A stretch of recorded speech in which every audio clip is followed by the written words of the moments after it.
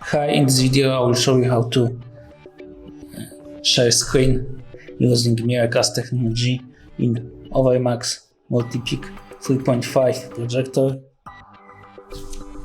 All you need to do is to click home button on the projector's remote, and when you see the main screen, go to the Miracast, click OK on the remote, wait a moment, and now you need to enable screencast on your Android device and connect to the projector.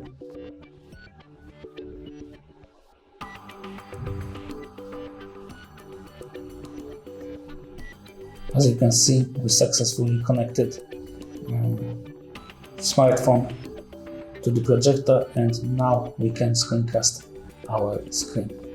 Thank you for watching. If you like this video, subscribe to our channel and give us a like.